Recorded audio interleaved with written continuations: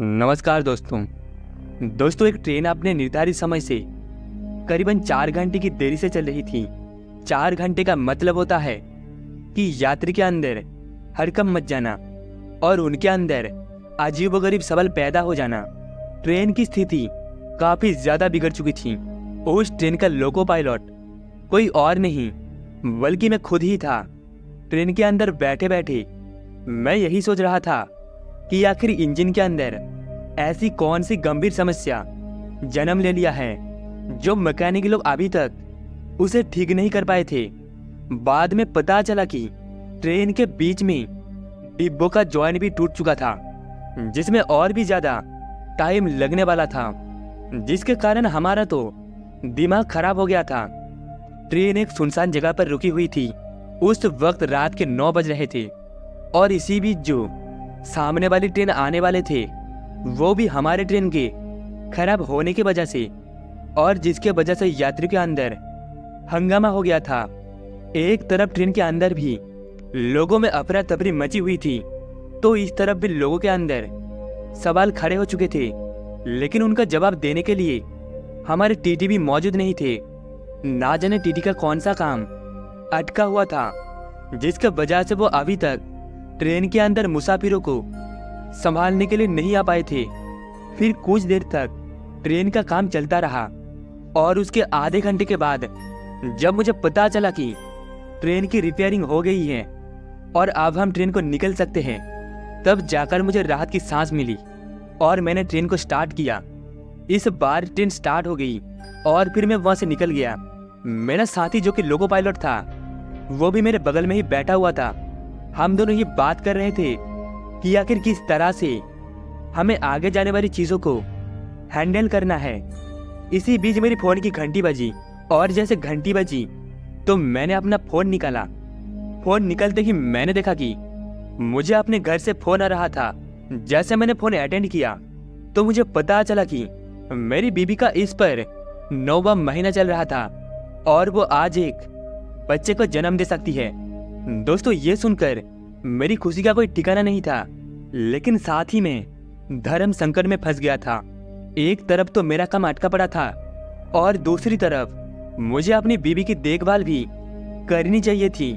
जब मैंने ये बात अपने साथी महेश जी को बताया तो महेश जी मेरी बात सुनकर थोड़े सोच में पड़ गए और उसके बाद उन्होंने कहा, आप एक काम कीजिए, आप सोहन को फोन कर दीजिए, आपकी जगह वो आज रात को ड्यूटी दे देगा। वैसे भी दोस्त तो मुसीबत में ही काम आती है।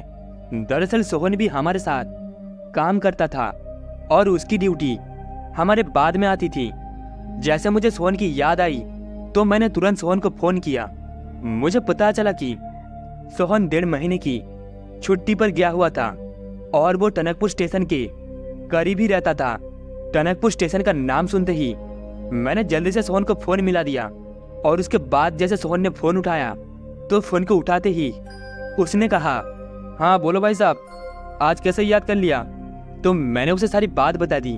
मेरी बात को सुनकर उसने कहा, अरे चिंता करने की कोई बात नहीं है, मैं बस थोड़ी देर में टनकपुर रेलवे स्टेशन पहुंचता हूं। लेकिन आप एक काम करना, टनकपुर रेलवे स्टेशन से किसी बस को मत पकड़ना वरना आप बुरी तरह से फंस जाओगे। उसकी बात सुनकर मैं थोड़ा असमंजस में पड़ गया। उसके बाद मैंने उससे कहा, अरे कोई बात नहीं, मैं यहाँ से कोई ऑटो रिक्शा पकड़ कर सीधा मेरे गांव चला जाऊंगा और गांव जाकर मैं अपनी गाड़ी बुलवा लूंगा। मेरा भाई गाड़ी लेकर पहुंच जाएगा और फिर मैं सीधा हॉस्पिटल चला जाऊंगा। इतना कहने के बाद मैंने फोन काट दिया और उसके बाद में सोहन के आने का वेट करने लगा। बस अब टनकपुर रेलवे स्टेशन आने वाला था। जैसे टनकपुर रेलवे स्टेशन का पहला बोर्ड मुझे दिखा तो मेरे दिल की धड़कनें तेज होने लगी। कब से मुझे स्टेशन का इंतजार था और उसके बाद जैसे स्टेशन पर ट्रेन रुकी तो मैं जल्दी से ट्रेन से नीचे उतर गया। उसके बाद मैं जैसे ट्रेन से नीचे उतरा तो मैंने देखा कि वहां पर पहले से ही मेरा दोस्त सोहन मेरा इंतजार कर रहा था। उसके बाद मैंने सोहन को जल्दी से लोको पायलट की सीट पर पहुंचा दिया। नौकरी के हिसाब से तो इस चीज को लीगल मानी जाती है, लेकिन अब हमारे पास इसके अलावा कोई चारा नहीं था, इसीलिए खतरा उठाना मेरी मजबूरी हो गई थी।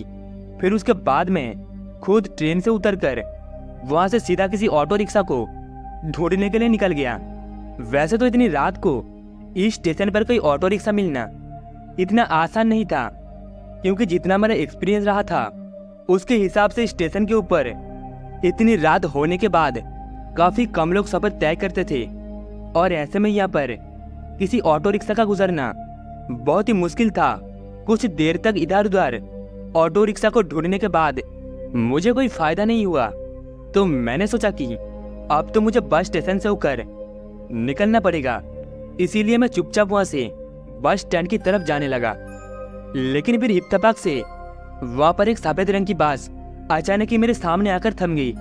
पहली बात तो ये थी कि मैंने उस बस के सामने अपना हाथ तक नहीं दिखाया था, लेकिन इसके बावजूद भी उस बस को मेरे सामने आकर इस तरह रुका हुआ देखकर मुझे थोड़ी हैरान हो रही थी। लेकिन उसके बाद मैंने ज़्यादा ध्यान नहीं दिया और उसके बाद उस बस के कंडक्टर को देखने लगा। मैंने देखा कि उस बस का कंडक्टर उस बस के दरवाजे से थोड़ा सा आगे खड़ा था। इसीलिए मैं बस की 2 सीढ़ियाँ चढ़ गया और उसके बाद मैंने उस कंडक्टर को अपने गांव का नाम बता दिया। गांव का नाम सुनते ही उसने अपने गर्दन को हिलाया। मुझे लगा कि शायद वो हमें जवाब दे रहा है, इसीलिए मैंने उसे दोबारा पूछा तो उसने वही जवाब दिया। मुझे लगा कि बस सीधा यहाँ से मेरी गांव जाएगी, इसीलिए मेरे लिए रास्ता काफ़ी आसान हो गया था। और फिर उसके बाद मैं बस के अंदर जाकर बैठ गया, और फिर जैसे मैं बस के अंदर बैठा तो मैंने पाया कि बस के अंदर कुछ ज़्यादा मुसाफिर लोग नहीं बैठे थे। सर्द रात का माहौल होने की वजह से जो लोग बैठे हुए थे उन सभी के शरीर पर कंबल थे। उन सभी के शरीर के ऊपर कंबल होने की वजह से मैं उनका चेहरा भी नहीं देख पाया। मेरे बगल में भी एक ऐसा आदमी बैठा हुआ था जिसने अपने पूरे चेहरे के ऊपर कंबल ओढ़े रखी थी, और ऐसा लग रहा था जैसे वो नींद में था। फिर कुछ देर बस चलने के बाद अचानक से उस आदमी ने मेरा हाथ पकड़ लिया और वो मेरे हाथ को बहुत ही जोर से दबाने लगा। जिस वजह से वो मेरा हाथ दबा रहा था उस तरीके से मेरी चीख निकल गई, और चीख निकलने के साथ ही अचानक ही बस के अंदर खामोशी एकदम से टूट गई। लेकिन ताज्जुब की बात तो ये थी कि मेरी आवाज़ सुनने के बाद भी किसी के अंदर कोई हलचल नहीं हुई, तो इस चीज़ ने मुझे काफ़ी ज़्यादा हैरान कर दिया था। उसके बाद मैंने जैसे उस आदमी की तरफ देखा तो मैंने पाया कि उसका हाथ बहुत ही ज़्यादा डरावना था। उसके हाथ की खाल छिले हुए थे और वो बहुत ही भयानक लग रहा था। धीरे धीरे उस आदमी के साथ साथ बस के अंदर बैठे सभी लोगों के चेहरे से कंबल हटने लगे। इससे पहले कि मैं उन सब का चेहरा देख पाता कि उस आदमी के हाथ ने मेरी गर्दन को पकड़ लिया और उसने अपने चेहरे की तरफ घुमा लिया। जैसे मेरी नज़र उसके पूरे चेहरे पर पड़ी तो मेरा पूरा का पूरा शरीर किसी बर्फ की सिल्ली की तरह जम गया। मुझे अपने आंखों पर विश्वास नहीं हो रहा था कि मैं एक शैतान के सामने था। मैंने देखा कि उसकी बड़ी बड़ी आंखें थे और उसके दांत भी काफ़ी लंबे लंबे थे। उसने मेरी तरफ देखते कहा, शांत रहना, वरना तो मौत के घाट उतर जाओगे। अच्छा है कि तुम मेरी सीट पर बैठ गए, वरना अब तक तुम्हें वो सभी शैतान मारकर बस के बाहर फेंक देता। मुझे थोड़ा अजीब सा लग रहा था, लेकिन उसके बाद मैं उसकी आंखों में आंखें डालकर देखने लगा और उसके बाद मैंने उससे कहा, लेकिन मुझे आपने क्यों मारा? तो उसने बताया कि 3 साल पहले वो भी इसी रेलवे स्टेशन पर आया था और रात को रास्ता भटक कर इस बस के अंदर बैठ गया। उसके बाद उसकी ये हालत हो गई, और अगर मैं चाहता कि मेरी हालत ये ना हो तो मुझे किसी भी हालत में इस बस से नीचे उतरने देता, क्योंकि कंडक्टर मुझे इतनी आसानी से नीचे उतरने नहीं देगा। तो मुझे इस बस से नीचे उतरने का कोई ना कोई रास्ता तो ढूंढना होगा। उस आदमी की बात सुनकर मुझे काफी बुरा लग रहा था, लेकिन जब मुझे पता चला कि मैं इतने बुरे खतरे में फंस गया हूँ, तब जाकर मुझे अपने ऊपर अफसोस होने लगा कि आखिर मुझे क्यों इस बस में बैठना चाहिए था।